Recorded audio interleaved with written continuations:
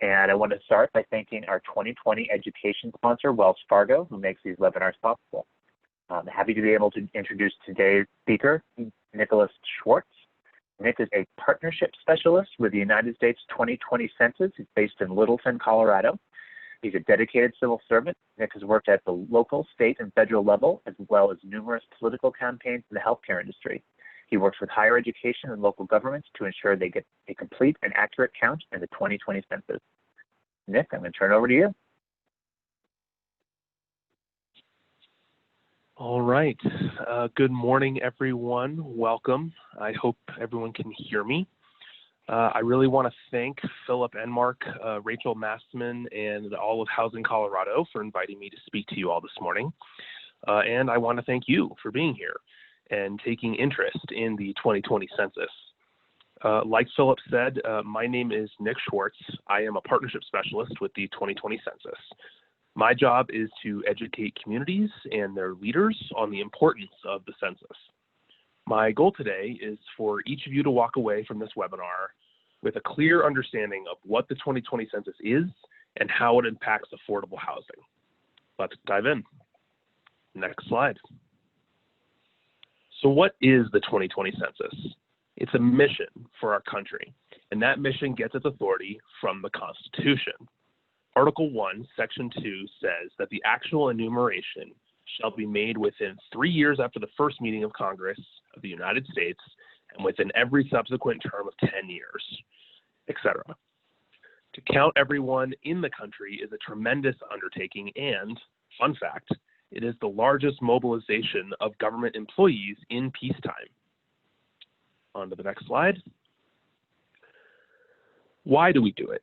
Well, because of political power and federal dollars. As I'm sure many of you are aware, the census is what we use to determine apportionment in the United States House of Representatives. Census data directly impacts how many seats each state gets. And if, for those of you who've been reading the news, I hear a lot of optimism and hope that with a good, complete, and accurate count, Colorado is poised to gain a seat in the U.S. House of Representatives, which would be a tremendous opportunity for us to get an additional voice in Washington.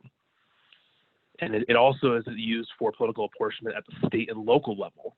So once the numbers come back to the General Assembly at the Capitol, the newly appointed bipartisan commission will be in charge of redistricting state House and state Senate districts, in addition to the federal level ones. And then I mentioned it's about federal dollars. It's about the money. Every year, Washington distributes out more than $675 billion in federal funding. And this is money that goes to critical public services like Medicare and Medicaid, food stamps or SNAP, temporary assistance for needy families, Pell Grants for college students, Head Start program for K through 12 schools, as well as free lunches. This is money that we use for our roads and to build new libraries and for our emergency services and our hospitals. This really impacts just about every possible facet of American life. Outside of the government world, nonprofits use census data when they're applying for a grant. And so it is really critical that they have accurate census data to lean on when they're asking for a dowry or a grant to come in. Otherwise, they're not going to have justification to ask for that level of funding. Businesses also use the census when they're trying to figure out whether to expand to a new location or venture out into a new industry or a new product line. So this is something that very much is as much in the private sector as it is in the public. On to the next slide. And I mentioned the services that this money affects. And to really underscore that point, George Washington University did a study for every single state based on fiscal year 2016, based on how much money Colorado, in this case, received for all of these important services.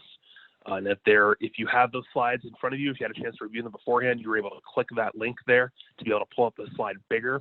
And we will have a chance towards the end to dive into certain aspects of this a little bit deeper. But essentially, the takeaway from this study is that they were able to assign a per capita dollar amount based on Colorado's estimated population at the time. So if you take all the money received for all of these top 20 programs or so, Medicaid and Medicare being towards the top, as well as food stamps, and then highway construction. Based on the population count, we could basically say this is the dollar amount that is at stake for every Coloradan that either does or does not fill out their 2020 census. So when I talk to partners and when I'm presenting to them and talking to them about the why we need to have buy-in, why this matters, I say because every person that doesn't fill this out, we are losing essentially $1,500, and that is per year. Because if you remember, we only do this once every 10 years. So we don't have a chance to do this again until 2030. So there's really an added layer of urgency when I talk about this and when we need to be getting buy-in from our community members. On to the next slide. This slide captures the bulk of what a partnership specialist does. Unfortunately, there are certain populations that are at risk of being undercounted, and the census calls these populations hard to count. Oftentimes, they are the ones who are relying on the public services that are funded and informed by census data. Many of you know what these populations look like, so because you work with them. It may be that they are mistrustful of government, or certainly to a level of paranoia when it comes to having the government involved in their day-to-day lives. It may be that they're hard to contact because they are very transient or they don't live in one place. Maybe that they're hard to get to because of certain geographic barriers. Certainly those of you up in the mountain communities are going to be very familiar with this. Or maybe there's a language barrier. For those of you who work in the inner city Denver and suburbs of Denver, we know that we have very high pockets of high immigration. So we have certainly a lot of languages there that make it hard for us to contact them as well. And so on to the next slide. I want to really underscore confidentiality here because I can't understate its importance to the U.S. Census. There are really strict measures in place to prevent any sort of confidentiality or data breach when it comes to a person's individual, personally identifying information. In Title 13 of the U.S. Code, it strictly prohibits the U.S. Census Bureau from sharing any individual level data with any federal, state, local agency, or any individual for any reason whatsoever. And to really hammer this home, let me spell that out. That means that this cannot be shared with the President of the United States. It cannot be shared with ICE. It cannot be shared with the FBI. It cannot be shared with the IRS. It cannot be shared with any state level agencies. It cannot be shared with state law enforcement or local law enforcement. It cannot be shared with landlords. This is a very common thing that I really hammer home when I'm talking to colleges or universities, because there are oftentimes and I probably don't have to tell any of you how unaffordable housing in Colorado, especially, but not certainly restricted to Metro Denver area, with the cost of living and how much it has gone up. People are having to have more people on their lease than what are permitted. And they are often afraid that we are going to turn around and tell the landlord if they say that we have 8 people living here, even though only 4 are allowed on the lease. So it is really, really important that I always drive home that point, that we cannot and are forbidden under federal law from sharing that with their landlord or with anybody else. In addition to Title 13, there is also an oath. When I joined the census almost a year ago, I was sworn in on the Constitution to protect any information I come across for the rest of my life. And to really highlight that this is not a position that I'm in for life. This is something that will be, as a field operative, I will be moving on once the 2020 census winds down. For that oath that I took sticks with me for the rest of my life. And if I ever chose to violate that for any reason because I decided that I was dumb, I would be liable up to 5 years in prison and $250,000 per piece of information. Additionally, there are statistical safeguards in place for the online response option. I'm happy to dive into those if any of you have questions on that, but I don't want to get into the weeds with that right now. Records do become open record after 72 years. So if any of you have ever gone to Ancestry.com or 23andMe, those sort of ancestry websites, this census data is often what they use when they're trying to find people of multiple generations back.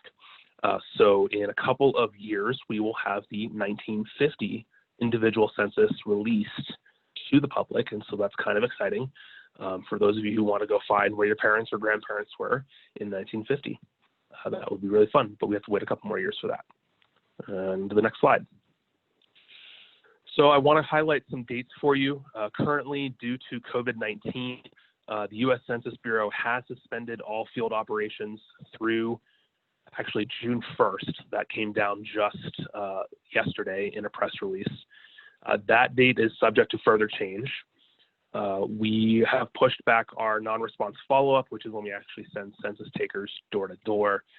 That will be not happening until probably proposed date right now is towards the end of June. But this is all subject to change. And so I guess would tell you that for some of these things to take with a grain of salt. And if you would like to stay updated on what comes of this, and then once the deadlines are a little bit more firmed up, please reach out to me via phone or email after this, and I'll be happy to add you to my distribution list, which will keep you very informed with the latest and greatest from the 2020 census.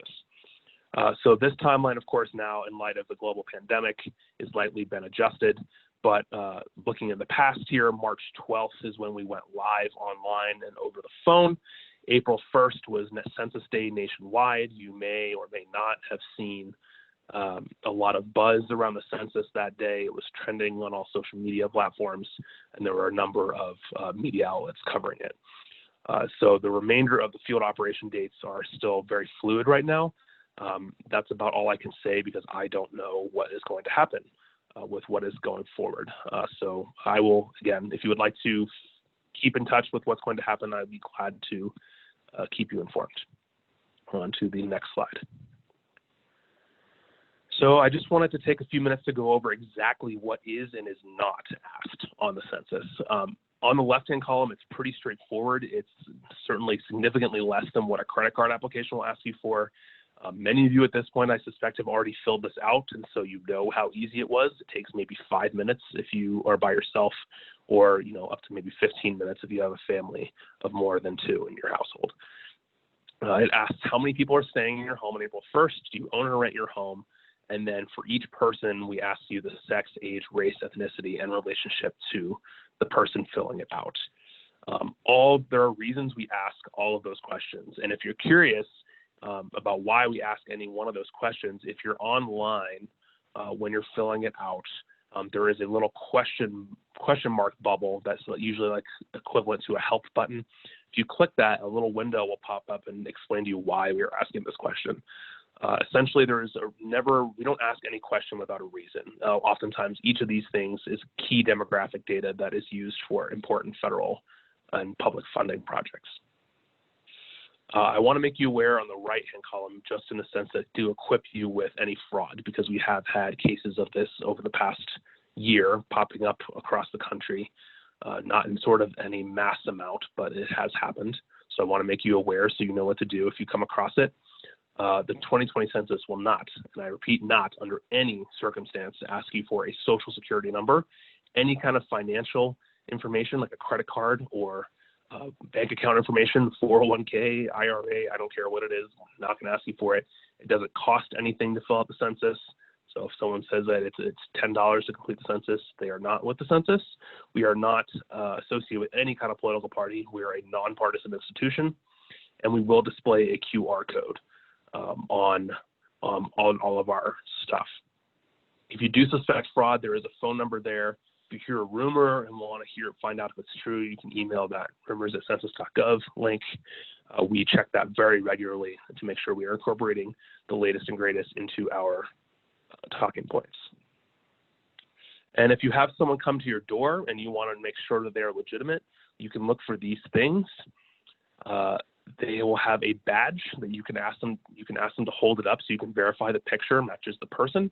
They'll have a laptop or an iPad or an iPhone, some kind of electronic device to record the responses, and they'll have a shoulder bag. So it's really important that you check for those things. And you can also, I've heard there's also a phone number for you to verify that someone is indeed a legitimate employee. But if you see those things, then you're in good shape. Next slide. So we have 4 ways to respond this time for 2020. I already mentioned phone and internet that went live on March 12th, and we have had a lot of success with it, and we're in fact actually very grateful in light of coronavirus fallout that we have had those options, because it has made it incredibly easy for everyone to fill it out. In fact, it has never been easier. And so if those of you who have still not had a chance to get around to it, I highly encourage you to do so.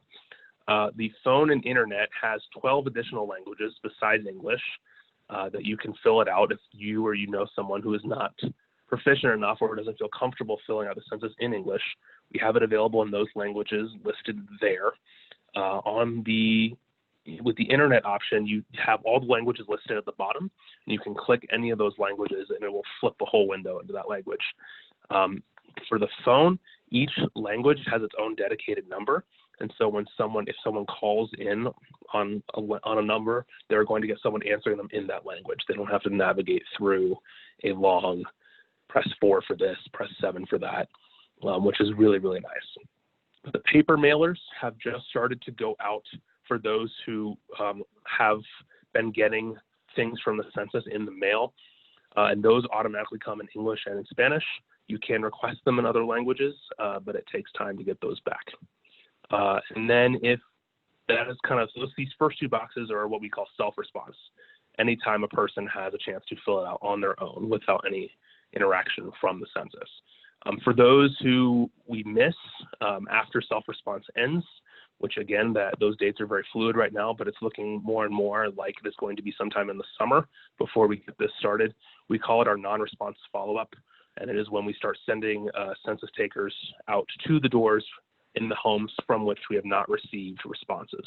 And that is when we kind of try to close up the gaps as much as possible and get a maximum turnout so we can get a complete and accurate count for all the reasons that I talked about earlier. I'm going to pause here for just a moment before I switch over to affordable housing specifically. Philip, do we have any pressing questions? I have not seen any questions in the chat unless someone would like to take a moment now to ask one, but no one has thrown anything at me yet. Okay, yeah, no need to now unless you really want to. It's going to be ample time.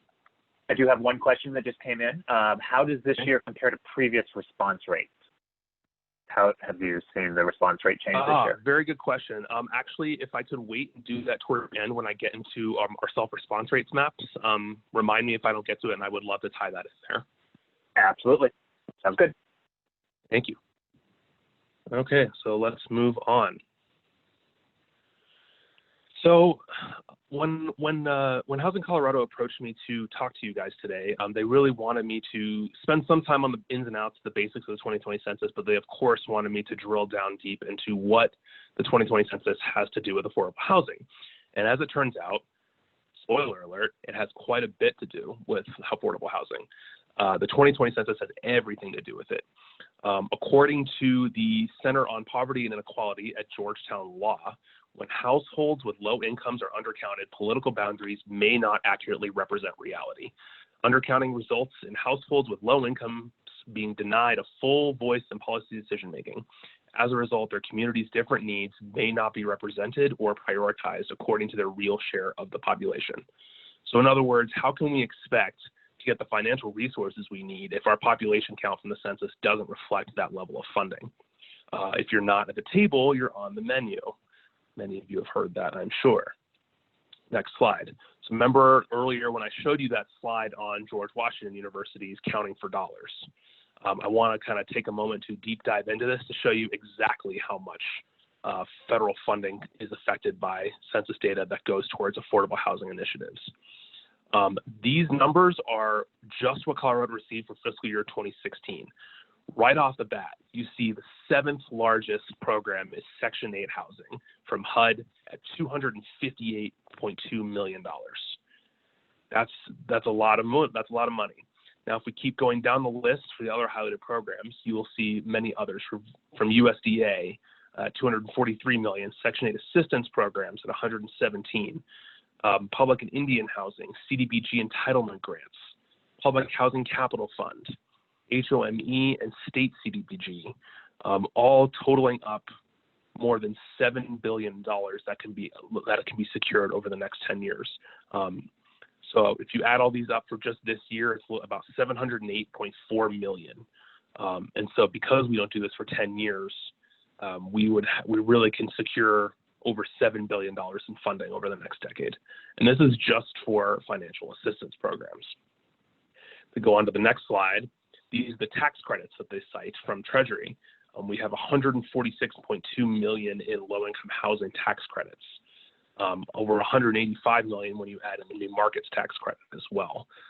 If we don't get a complete and accurate count, there won't be enough money allocated in Washington to provide the much needed relief for low-income Coloradans. So if we don't get the count that we know we have, that money is going to end up going to a different state, to a state that got a better and accurate count. And we know, based on how many Coloradans are struggling, that we can't afford to have that happen. So I know that this is somewhat of a brief deep dive onto how affordable housing ties into the 2020 census, but it is such an intricate tie that you can see the programs that are directly cited, and that census data informs those funding decisions. And I'm sure we'll have some questions on this to come back, and I'd be happy to address those. The last thing I wanted to do is show you how we're doing so far. And this was yesterday's numbers. So this was yesterday's update, which is for the day before. So this is through Sunday, April 12th. We have a self-response rate of just under 52%, which means we've already over half of households statewide have responded, which is great. And then on the right, you will see the rankings by county in Colorado. Douglas is leading the way at just under 64%. So if you live in Douglas County, give yourself a pat on the back.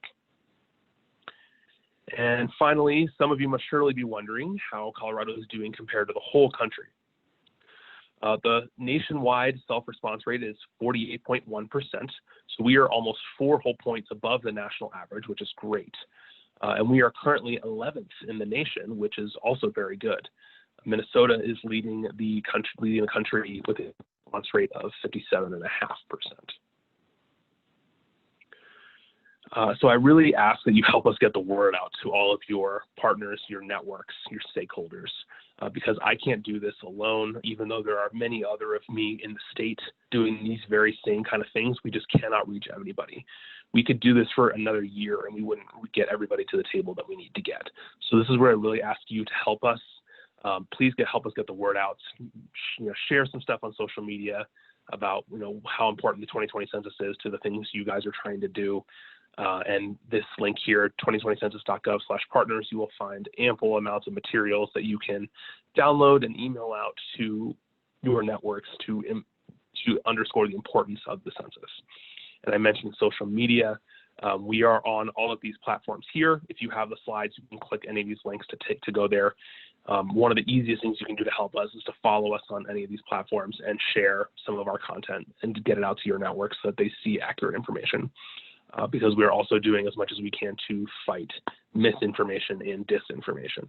So anything that you can do to help us out would be incredibly appreciated. We've already come such a long way since starting this mission, with now a little over half of Coloradans filling out the census, but we still have a long way to go. And I'm realizing now that I didn't answer the question of how we compared. So I know nationwide, in 2010, I want to say we were right around 65%, 66% response for the country, and Colorado was almost exactly at that for 2010. It was about 64, 65%. So obviously we would like to do better than that this time, which is why we have so many people out in communities across the state to make sure that we get a complete and accurate count. And with that, I will close. Please feel free to reach out to me if you think this would be beneficial for anyone else in other networks of yours to hear. Please reach out and I'd be happy to talk to you and them about doing something like this. Or if you just have any questions, however simple, or concerns about the census, please feel free to reach out to me by email or phone, and I will be happy to chat with you. Thank you very much, and I will now open it up for questions. Yeah, I've got a few here. You just answered one of them. Someone was asking about how to contact you to share this same presentation with other groups. I assume that they'll just reach out to this contact information you've just thrown out to us, so well timed there. So I have another one. This is from I'll just read it to you. As an outreach grantee, we are not certified door-to-door follow-up counters. Will this change in the future at either our request or from the state? I hope you know what an outreach grantee is, but I'm not sure. I'm not familiar with that term, but if I can presume what they're asking is that they're wanting to know if they're going to be authorized at any point to go door to door to collect census responses. Is that it sounds right? Yeah. Okay. The answer is technically no, because like I mentioned on the confidentiality slide, every census employee is sworn in, and so on that employee oath and protected under that Title 13 in U.S. Code, prohibiting the sharing of that information. So whenever a sworn in employee of the census is there at the door to collect the answers, they can tell the person who lives there, tell them that, and so then they can have that peace of mind when they're doing it. Now, if somebody wanted to go door to door, or do any kind of community engagement, encouraging people to come and respond to the census, I would just ask that you please make it very abundantly clear that you are not employees of the U.S. Census, and therefore that they do not have the same guarantees and protections if filling it out in their presence. So we cannot, we do not enforce anything like this. We're not an enforcement agency. We're a statistical agency. But I just ask, for the sake of transparency and awareness of the respondents, that you just make them aware. And if they are comfortable with that, then by all means, please proceed. Cool. Linda Taylor, that was a question from you. Please chat me again if you need a follow-up to that or if that answered your question. Let's see what else we got. The deadline, how long can households submit their 2020 census? Is there a cutoff? Oh my gosh, I forgot to put that in. Thank you for drawing that to my attention. So currently, we have already extended the response time from July 31st to August 14th. So that is the current deadline. Now, if some of you saw the press release from Stephen Dillingham, the director of the U.S. Census Bureau, in the joint press release with the Secretary of Commerce, they are currently asking Congress for an extension. Now, since that is far from a sure thing right now, I don't want to speculate onto what is going to come of that. But let's just say that if Congress does review it and approve an extension, that would, of course, get pushed out. So right now, it is August 14th.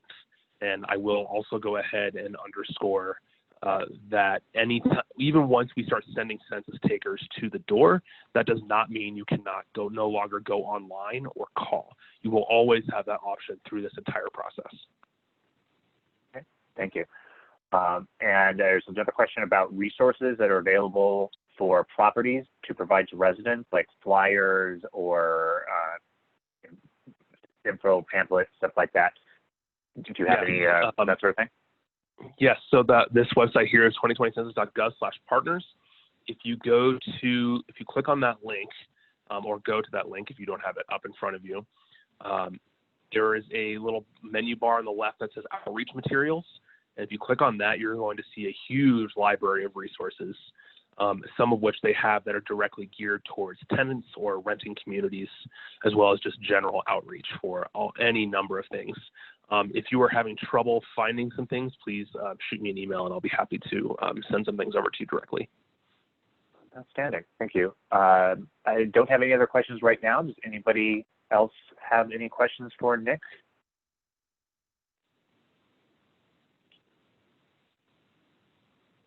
Just a second for people to type needed. There we go. Oh, here we go. Do you need any type of permission to make phone calls to residents to influence them to do the census? It sounds like an outreach question similar to what you asked before, but just to call people and really appreciate that. Really appreciate that question. The answer is no. When it comes to just encouraging participation and educating, you do not need any kind of permission or special clearance, anything like that. Please, and that's exactly why I'm talking to you today, and why partnership specialists across the state are reaching out to the people they need, because we need your help. in actually encouraging the participation and educating communities. So please, call, tweet, text, email, do anything that you think is going to be effective that you have within your networks, because the reason we come to you is because you know people and have significantly expanded networks that we can never reach alone. And so I actually not only encourage it, but I highly implore you to do so. So thank you for that question. I really appreciate that. When I was talking about the permissions, it just gets where it gets tricky is when you start having, people who are not sworn in census employees actually assisting people with response. That is where you get into a lot more the confidentiality issues with protecting those individuals' data. Great. Just a couple more seconds. If anybody else has any more questions, just stepping in, but that's good.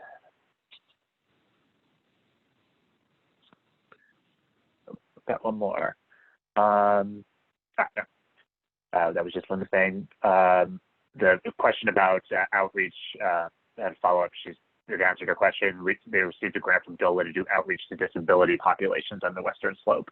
And they're going to be holding some group events with seniors and homeless after the stay-at-home order is lifted, and they're going to talk about confidentiality and follow your lead, but we do have our own confidentiality guidelines.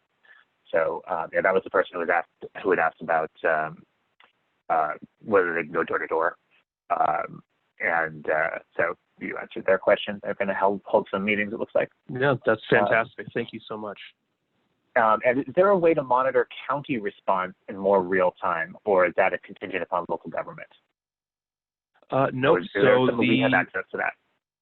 So I should have mentioned, I don't think I did, that these maps are completely free and open to anyone to look at, both for the country nationwide. You can go all the way down to the census tract level, so you can even dive in a lot more deeply than this. You can also look up by city. If you want to zoom in a lot closer than just a whole county, especially if you're outside of the metro area, that gets pretty daunting. So yeah, if you go to 2020census.gov/response-rates, that should take you there. Otherwise, if you just Google 2020 census self-response rate or self-response map, that should pull it right up. And then it's going to, the defaults will be this United States map here. And then you can click on any state you wish. I imagine most of you are probably interested in Colorado. And if you click on that, then you're going to get this map come up, and then you're going to have a menu here. So you can do that and drill down as much as you want and see how. So if you want to see if you have tenants or if you have stakeholders in a really specific part of an area that you want to see exactly how they're doing in that area, you can find that out. Was that the question, Philip? Yeah, definitely. And if you wouldn't mind, I'll follow up with you afterwards. If you'd send me that link or remind me of that link, and I will include it in the email that I send out to everybody with the recording, so they can just click in case. So if anybody didn't get that written down and wanted to see those response rates. Absolutely. And as a note to anyone who is interested in checking those, they are updated every day right around 1 o'clock local time. And those, of course, keep in mind, are for the previous day.